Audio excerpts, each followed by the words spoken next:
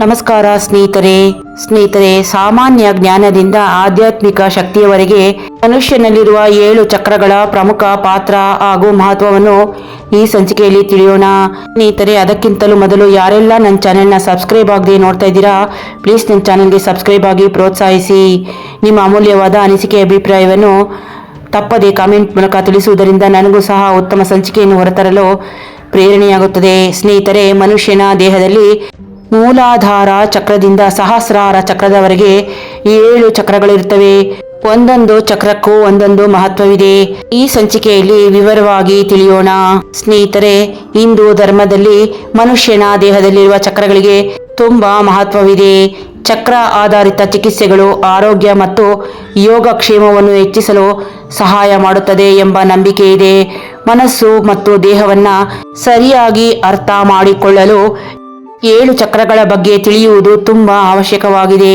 ಮಾನವ ಜೀವನದ ನಿರ್ದಿಷ್ಟ ದೈಹಿಕ, ಮಾನಸಿಕ ಮತ್ತು ಭಾವನಾತ್ಮಕ ಅಂಶಗಳನ್ನು ಇವು ಪ್ರತಿನಿಧಿಸುತ್ತವೆ. ಸ್ನೇಹಿತರೆ, 7 ಚಕ್ರವು ಯಾವುವು, ದೇಹದಲ್ಲಿ ಎಲ್ಲಿ ಇರುತ್ತವೆ? ಈ ಚಕ್ರಗಳ ವ್ಯವಸ್ಥೆ ಮತ್ತು ಅವುಗಳ ಚಿಹ್ನೆಗಳನ್ನು ಆಧರಿಸಿ ಜ್ಞಾನ, ಆರೋಗ್ಯ, ಸ್ಥಿರತೆ, ಸುರಕ್ಷತೆ ಹೀಗೆ ಫಲಗಳನ್ನು ಗುರುತಿಸಲಾಗಿದೆ. ಅದರ ವಿವರಗಳನ್ನು ನೋಡೋಣ. ಮನುಷ್ಯನ ದೇಹದಲ್ಲಿರುವ 7 ಚಕ್ರಗಳು. ಮೊದಲನೆಯದು ಮೂಲಾಧಾರ ಚಕ್ರ, ತ್ರಿಕಾಷ್ಠಿ ಚಕ್ರ ಎರಡನೆಯದು, ಮೂರನೆಯದು ಮಣಿಪುರ ಅಥವಾ ಸೌರ ಹಣಿಗೆಯ ಚಕ್ರ, ನಾಲ್ಕನೆಯದು ಅನಾಹತ ಅಥವಾ ಹೃದಯ ಚಕ್ರ, ಐದನೆಯದು ವಿಶುದ್ಧ ಮತ್ತು ಗಂಟಲ ಚಕ್ರ, ಆರನೆಯದು ಆಗ್ನೇಯ ಅಥವಾ ಭೂಚಕ್ರ, ಏಳನೆಯದೇ ಸಹಸ್ರಾರ ಅಥವಾ ಮುಕುಟ ಚಕ್ರ. ಸ್ನೇಹಿತರೆ, ಮೂಲಾಧಾರ ಚಕ್ರ ಬೆನ್ನು ಮೂಳೆಯ ತಳದಲ್ಲಿರುವ ಚಕ್ರವನ್ನು ಮೂಲಾಧಾರ ಚಕ್ರ ಎಂದು ಕರೆಯಲಾಗುತ್ತದೆ. 7 ಚಕ್ರಗಳಲ್ಲಿ ಇದೇ ಮೊದಲನೆಯದಾಗಿದೆ. ಸ್ನೇಹಿತರೆ, ಇದರ ಬಣ್ಣ ಕೆಂಪು. ಭದ್ರತೆ, ಬದುಕುಳಿಯುವಂತಹ ಪ್ರವೃತ್ತಿ, ಛಲ, ಸಾಹಸದಂತಹ ಅಂಶಗಳನ್ನು ನಿಯಂತ್ರಿಸುತ್ತದೆ. ಸ್ಥಿರತೆ ಮತ್ತು ಸುರಕ್ಷತೆಯನ್ನು ಅರ್ಥೈಸುವ ಚಕ್ರವಾಗಿದೆ. ಎರಡನೆಯದು ಸ್ವಾಧಿಷ್ಠಾನ ಚಕ್ರ. ಜನನಾಂಗದ ಹಿಂಭಾಗದಲ್ಲಿರುವ ಚಕ್ರವನ್ನು ಸ್ವಾಧಿಷ್ಠಾನ ಚಕ್ರ ಎಂದು ಪರಿಗಣಿಸಲಾಗಿದೆ. ಮಾನವನ ದೇಹದಲ್ಲಿರುವ ಎರಡನೆಯ ಚಕ್ರ ಇದಾಗಿದ್ದು, ಸೃಜನಶೀಲತೆ, ಉತ್ಸಾಹ, ಆಸೆಗಳು ಹಾಗೂ ಪ್ರಣಯದ ವಿಷಯಗಳಿಗೆ ಸಂಬಂಧಿಸಿದ್ದು, ಭಾವನಾತ್ಮಕ ದಮನ ಮತ್ತು ಲೈಂಗಿಕ ಸಮಸ್ಯೆಗಳಿಗೆ ಕಾರಣವಾಗುತ್ತದೆ. ಮೂರನೆಯದು ಮಣಿಪುರ ಚಕ್ರ. ಮಣಿಪುರ ಚಕ್ರವು ಒಕ್ಕಲು ಪ್ರದೇಶಕ್ಕಿಂತ ಮೇಲ್ಭಾಗದಲ್ಲಿ ಇರುತ್ತದೆ.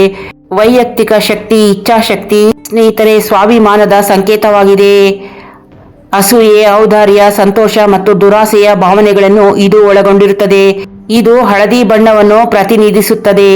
ಸ್ನೇಹಿತರೆ, ನಾಲ್ಕನೆಯದು ಮನುಷ್ಯನ ಎದೆಯ ಮಧ್ಯದಲ್ಲಿರುವ ಚಕ್ರವನ್ನು ಅನಾಹತ ಚಕ್ರ ಅಥವಾ ಹೃದಯ ಚಕ್ರವೆಂದು ಕರೆಯಲಾಗುತ್ತದೆ. ಸಹಾನುಭೂತಿ, ಭಾವನಾತ್ಮಕವಾಗಿ ಗುಣಪಡಿಸುವಿಕೆಯನ್ನು ಇದು ಪ್ರತಿನಿಧಿಸುತ್ತದೆ. ಸ್ವಯಂ ಪ್ರೀತಿಯನ್ನು ಉತ್ತೇಜಿಸುತ್ತದೆ.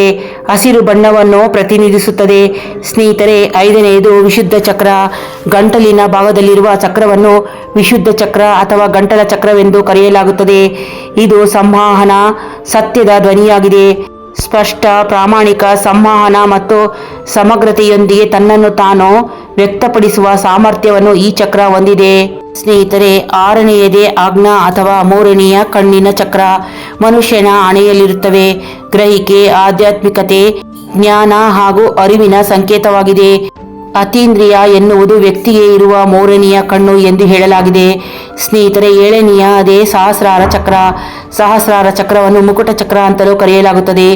ಇದು ತಲೆಯ ಮೇಲ್ಭಾಗದಲ್ಲಿ ಇರುತ್ತದೆ. ಯಾವ ವ್ಯಕ್ತಿ ಸಹಸ್ರಾರ ಚಕ್ರದ ಪ್ರಭಾವಕ್ಕೆ ಒಳಗಾಗುತ್ತಾನೋ ಅವನು ಹೆಚ್ಚಾಗಿ ಆನಂದವನ್ನು ಅನುಭವಿಸುತ್ತಾನೆ. ಆಧ್ಯಾತ್ಮಿಕ ಸಂಪರ್ಕ, ಜ್ಞಾನೋದಯದ ಸಂಕೇತವೇ ಮುಕುಟ ಚಕ್ರ. ಇದು ನೇರಳೆ ಅಥವಾ ಬಿಳಿ ಬಣ್ಣವನ್ನು ಪ್ರತಿನಿಧಿಸುತ್ತದೆ. ನೋಡಿದ್ರಲ್ಲ ಸ್ನೇಹಿತರೆ, ಮನುಷ್ಯನಲ್ಲಿರುವಂತಹ 7 ಪ್ರಮುಖ ಚಕ್ರಗಳ ಬಗ್ಗೆ ಈ ಸಂಚಿಕೆಯಲ್ಲಿ ತಿಳಿದುಕೊಂಡಿರಿ. ಸ್ನೇಹಿತರೆ, ಈ ಸಂಚಿಕೆ ಇಷ್ಟವಾದರೆ ಒಂದು ಲೈಕ್ ಕೊಡಿ.